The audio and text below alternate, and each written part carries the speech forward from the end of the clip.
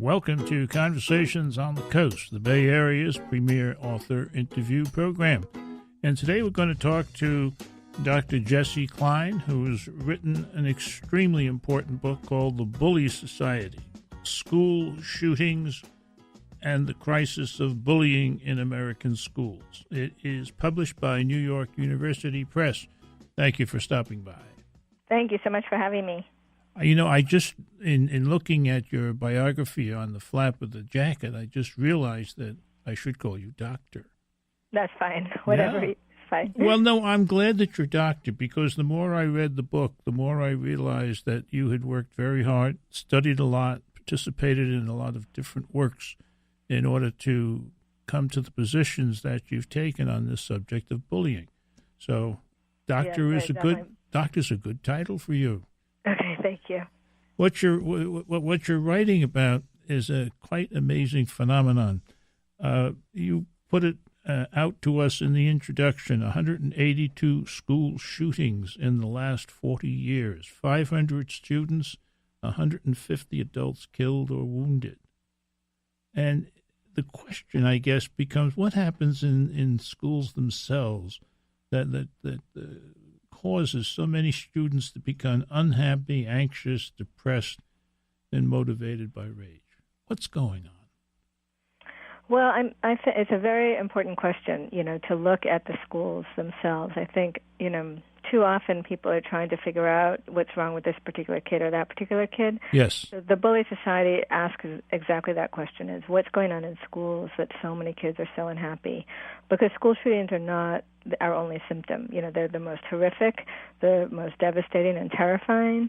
But, of course, we also see a huge amount of suicides, which are also terrible and horrifying, a very high level of depression and anxiety, kids who are cutting themselves, kids who are not coming to school, becoming truant, abusing substances, very anxious. There's a whole set of despair indicators going on that tell us, things are not okay in our schools. Mm-hmm. And so what I write about in this book is really what happens socially as well as what happens academically, and whether or not what we've developed for our children supports them or not.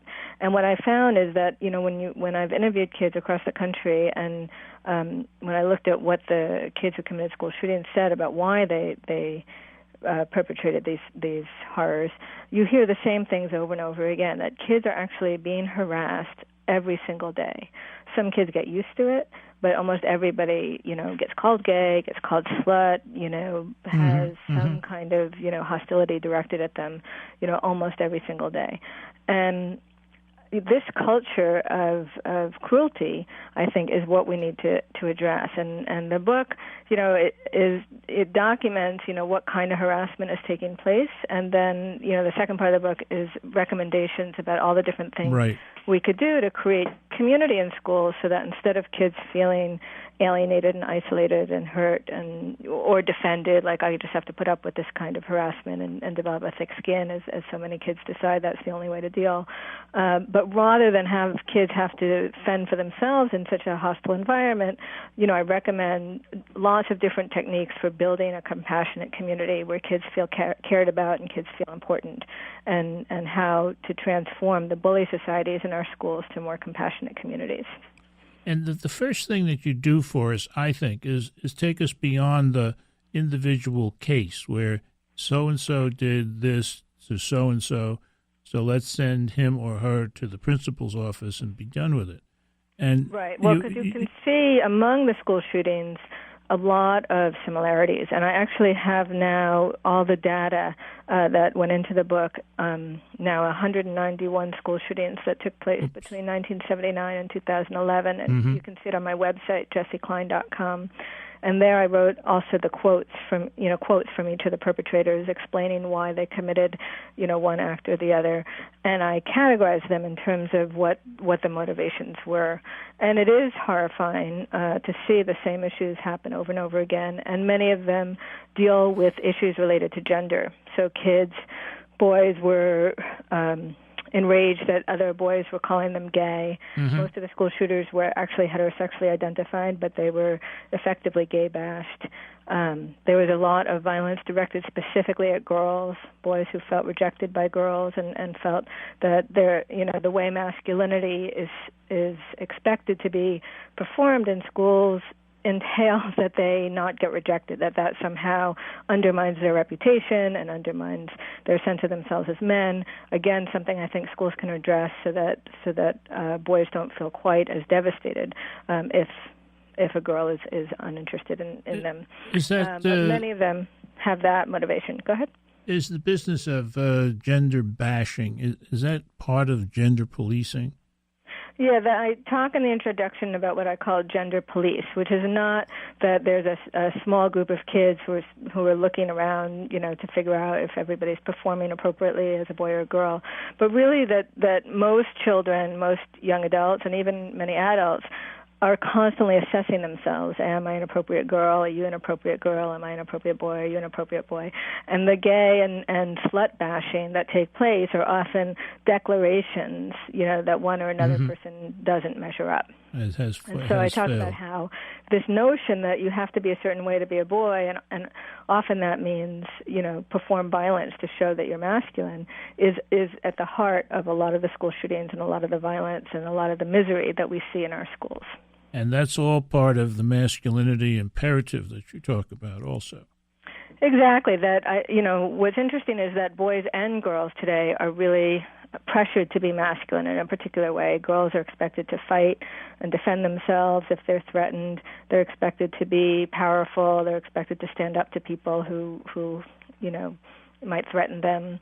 There's not a lot in schools expecting people to support one another and care about one another and be empathic. There's much more of an expectation that if you're the one who's picked on, you're the one who's supposed to do everything by yourself, defend yourself, stand up for yourself, and if necessary, use violence to do that.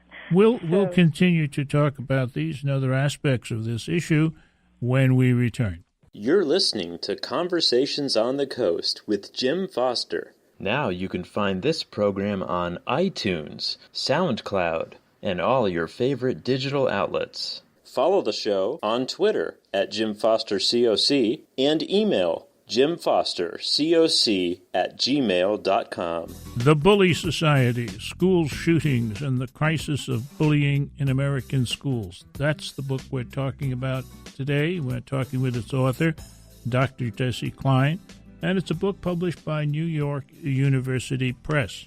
And a gentleman by the name of Andrew Solomon, author of The Noonday Demon, has, among other things, these words to say about this book. This powerful, necessary book shows how the epidemic cruelty of young people generates many of the social problems that are undermining American society.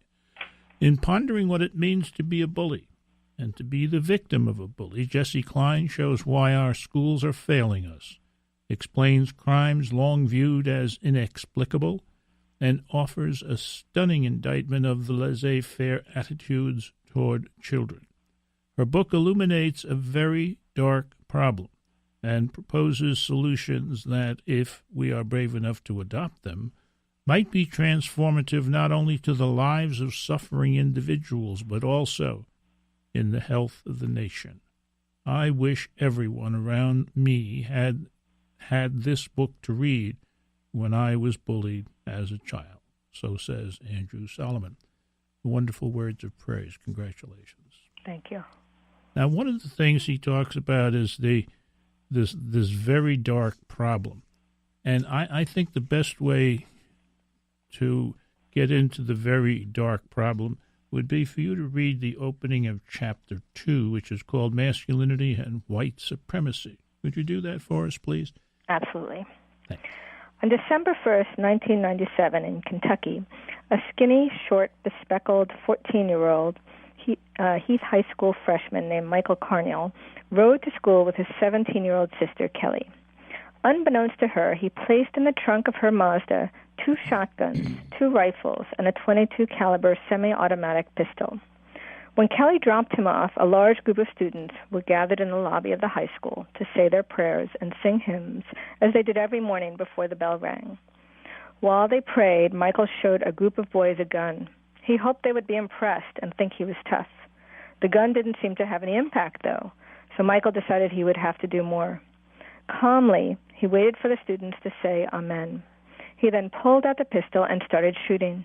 He killed Nicole Hadley, a tall 14-year-old girl who played in the school band with him, as well as 15-year-old Case Steger and 17-year-old Jessica James.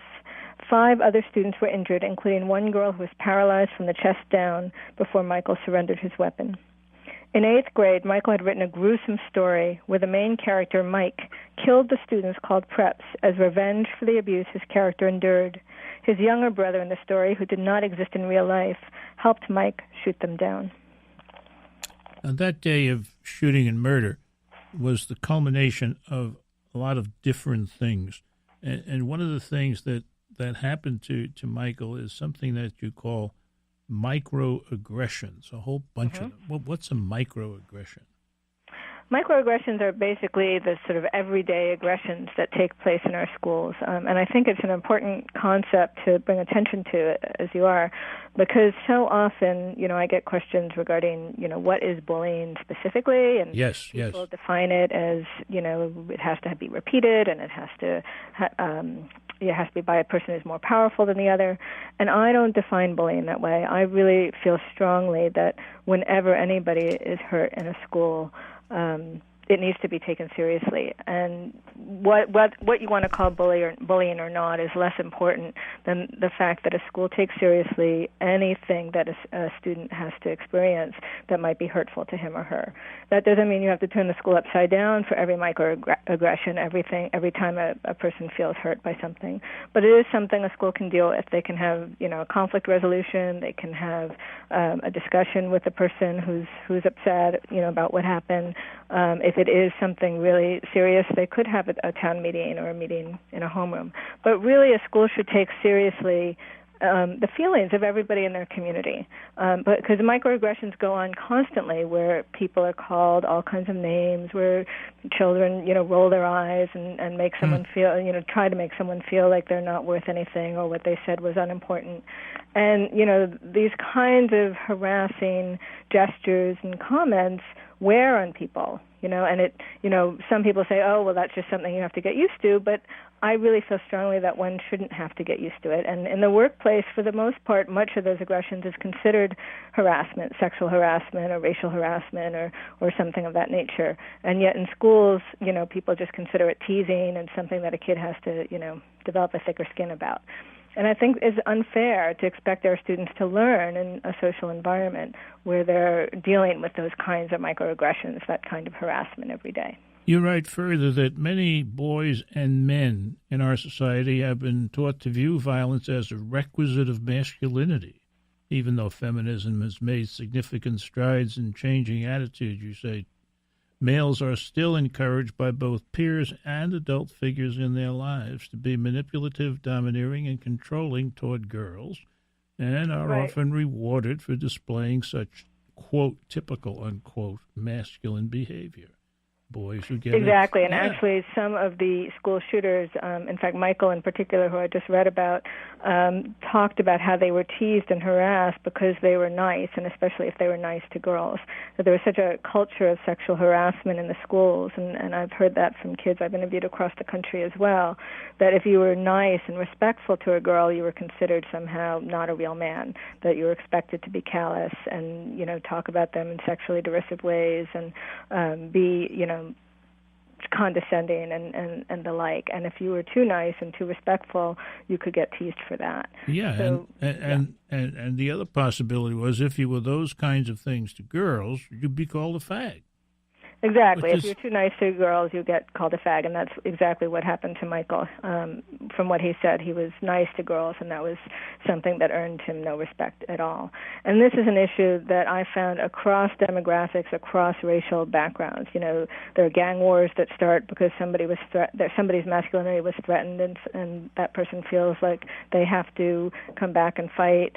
The Columbine shooters, were called gay and seemed to feel very strongly that they had to come back with guns to show show that they could be powerful and masculine. And those themes come up again and again. If you look at the website, it's on jessieklein.com, you can see how a good 50% of the school shootings over 3 decades had to do with masculinity challenges and boys who felt like they had to stand up to someone who said, effectively, you're not a man unless you use violence, and show me that you're a man that way. We have one more segment to go, and I want to spend as much of that as I can on solutions. Okay. Stay tuned. You're listening to Conversations on the Coast with Jim Foster. Now you can find this program on iTunes, SoundCloud, and all your favorite digital outlets. Follow the show on Twitter at Jim Foster COC and email jimfostercoc@gmail.com. Jessie Klein is our guest today on Conversations on the Coast. She's written a book which I think is extremely important for our times. It is called The Bully Society, subtitle School Shootings and the Crisis of Bullying in American Schools, published by New York University Press. One of the things, Dr. Klein, that your book teaches, at least it taught me, is that bullying is endemic not only in the schools but in society and particularly in the workplace. That's right. And it's as though the schools are a preparatory course. Exactly. For, quote, how to get along, unquote. Right. Yeah. People think it's an adolescent problem, but it's really a much larger issue than that. Yeah, and that's a very frightening prospect. Mm-hmm. Very frightening prospect. Michael Kimmel, who wrote a book called called Guyland, says about your book, taking the horrific rampage school shootings as a starting point, and that's important. For you, these shootings are just a starting point. Mm-hmm. Jessie Klein resists pop psychology profiling and instead lets the events ramify outwards to a searing indictment of the cultures of cruelty, entitlement, and indifference in which those acts take place. Like a pebble disturbing a complacent pond, the ripples offered in the Bully Society are profound. And one of the things that's profound, I think, are the concluding words of the book, and I wish you'd share those words with our listeners now. Absolutely.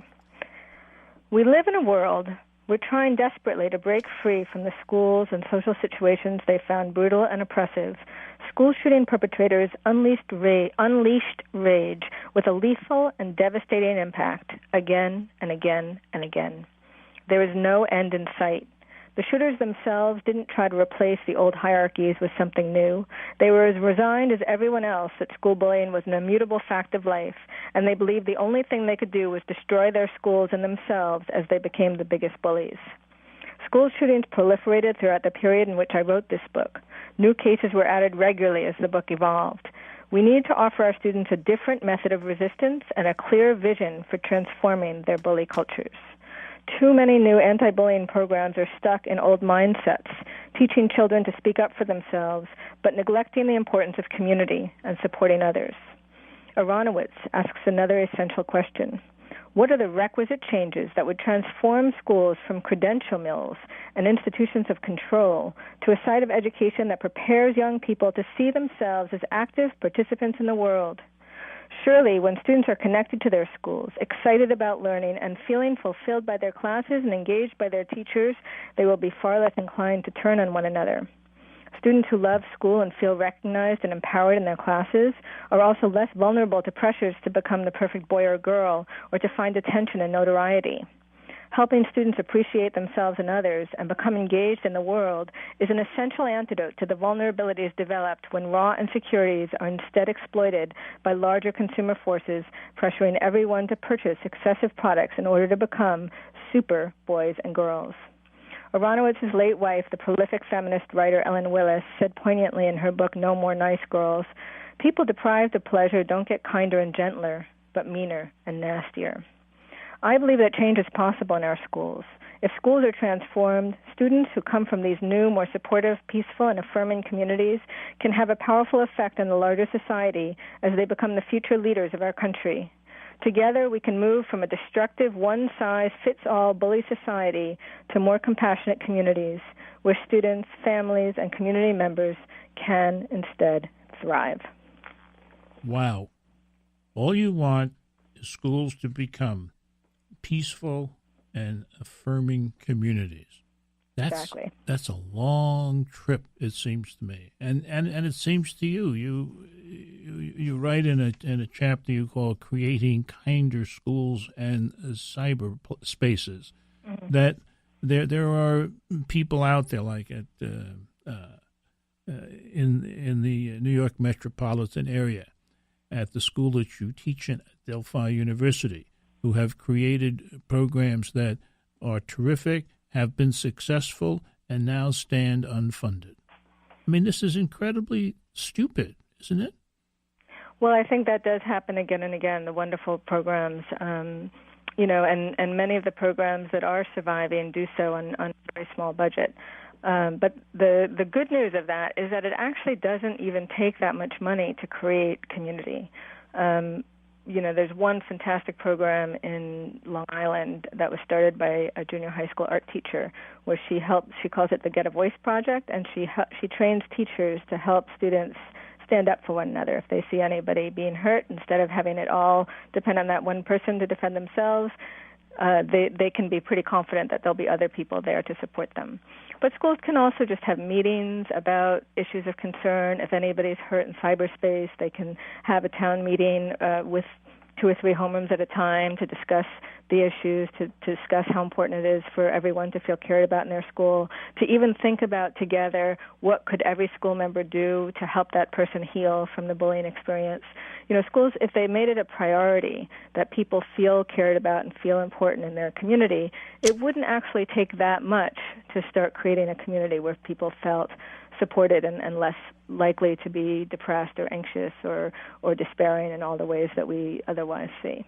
On that inspiring and hopeful note, we're going to conclude our chat with Dr. Klein about the book, The Bully Society, School Shootings, and the Crisis of Bullying in American Schools. This has been Conversations on the Coast, and I'm Jim Foster. Now you can find this program on iTunes, SoundCloud, and all your favorite digital outlets. Follow the show on Twitter at Jim Foster COC and email jimfostercoc@gmail.com.